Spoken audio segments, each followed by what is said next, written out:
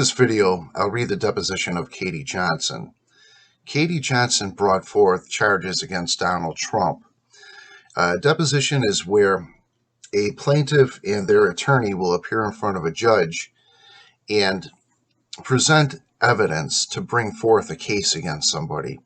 And what this deposition includes is both Jeffrey Epstein and Donald Trump. And she brought forth a case that she stated that she was 13 years old when she was raped by both Epstein and Donald Trump. And if you know about the stories of the women, the 35 other women that came forward, and you hear them in the media made very mild references of it, and they totally skipped out Katy Johnson's story. But what they basically made it sound like, Donald Trump would pat a girl on the butt and say, hey, give me a cup of coffee, or say an out-of-line statement to a woman. But that's not the case. Most of these cases, Donald Trump raped these women. But the media put it very mildly. Now, what I'm going to bring forth now is this is Donald Trump and Jeffrey Epstein, Jane Doe, proceeding under a pseudonym. It's a different name. Okay, Katy Johnson. That's not her real name. That's what that's stating. Or Jane Doe, a pseudonym. That's what it's stating there as well. It's a different name, not their true name. Okay, and here is the deposition. I, Jane Doe, the plaintiff in this matter, proceeding under the pseudonym, state as follows. I am a competent adult over 18 years of age, able to testify to personal knowledge. The facts in this declaration are true and correct to the best of my knowledge, information, and belief, and I am competent to testify to them if called upon to do so. Number 2, I was subject to extreme sexual and physical abuse by the defendants, including forcible rape that took place at several parties of defendant Epstein during the summer of 1994 in New York City at a residence used by defendant Epstein. During this period, I was 13 years old. Number 3, more particularly, I traveled by bus to New York City in June 1994 in the hope of starting a modeling career. I went to several modeling agencies, but was told that I needed to put together a modeling portfolio before I would be considered. I then went to the Port Authority in New York City to start to make my way back home. There I met a woman who introduced herself to me as Tiffany. She told me about the parties and said that if I would join her at the parties, I would be introduced to people who could get me into the modeling profession. Tiffany also told me I would be paid for attending. Number 4, the parties were held at a New York City residence that was being used by defendant Jeffrey Epstein. Each of the parties had other minor females and a number of guests of Mr. Epstein, including defendant Donald Trump. At 4 of these parties I attended. I understood that both Mr. Trump and Mr. Epstein knew that I was 13 years old. Number 5, defendant Trump had sexual contact with me at 4 different parties in the summer of 1994. On the 4th and final sexual encounter with defendant Trump tied me to a bed, exposed himself to me, and then proceeded to forcibly rape me. During the course of the savage sexual attack, I loudly pleaded with defendant Trump to stop, but he did not. Defendant Trump responded to my pleas by violently striking me in the face with his open hand and screaming that he would do whatever he wanted.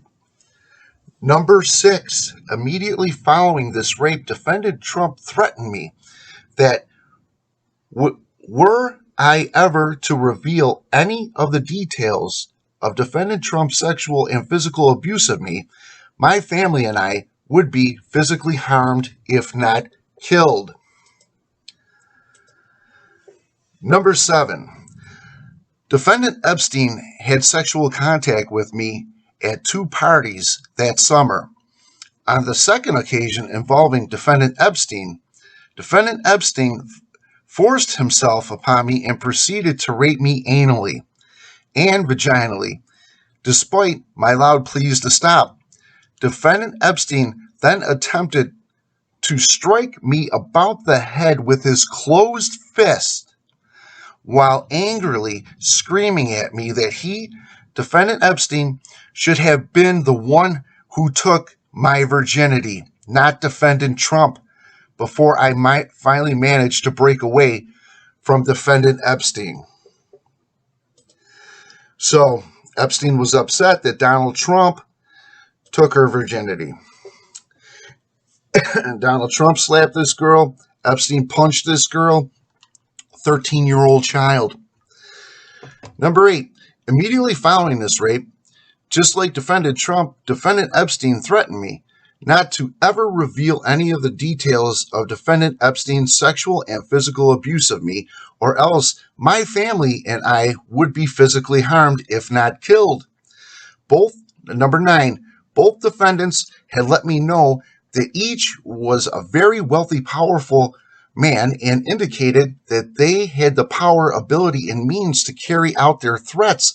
Indeed, Defendant Trump stated that I shouldn't ever say anything if I want to disappear like Maria, a 12-year-old female that was forced to be involved in the third incident with Defendant Trump, and that I had not seen since that third incident, and that he was capable of having my whole family killed. So a 12-year-old girl, Maria, was silenced, disappeared by Donald Trump. He killed her. Number 10, the duress imposed on me by defendants not to ever reveal any of the details of the sexual and physical abuse caused to me by the defendants has not terminated, and the fear it has installed in me has not subsidized.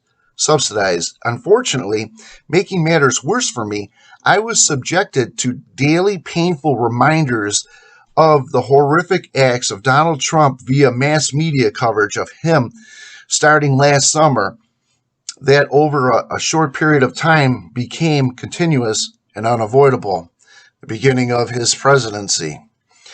Number 11, the duress had prevented me from starting litigation before this year.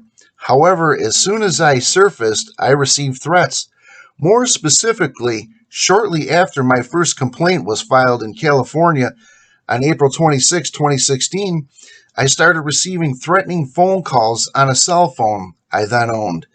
The calls were never for more than 20 seconds or so before they hung up, and they were always from a blocked or unavailable phone number according to my caller ID feature. Since I changed phone numbers, the threatening calls have completely stopped. Number 12, this litigation involves matters that are highly sensitive and of personal nature, and I believe the identification of me would pose a risk of retaliatory physical harm to me and to others. Number 13, I have no reason to believe that defendants' threats have ever been lifted or will ever be lifted, and so I request that the court issue an order protecting me and my family from harm and harassment by the defendants. That was the deposition. Well, all you Trump supporters will be happy to know that Katy Johnson did not go through with this. She pulled out. Do you think that she got death threats or harm or something may have happened to her? She didn't get a penny. She wasn't one of the victims.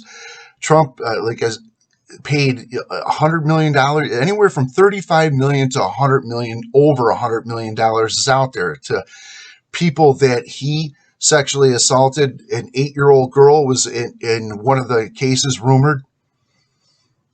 And Katy Johnson, she didn't get a penny of this.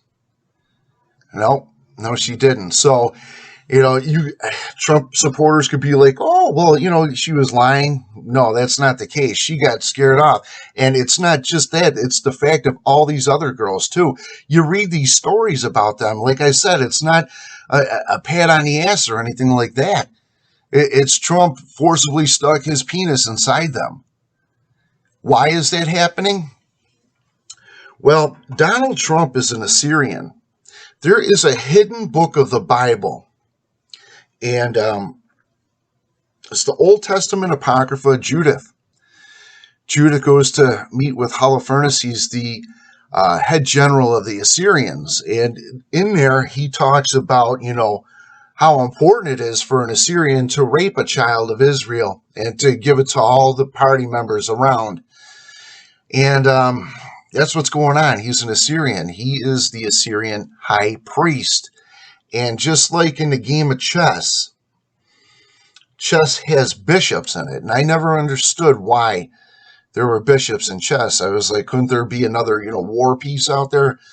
But in our reality, bishops fight the wars.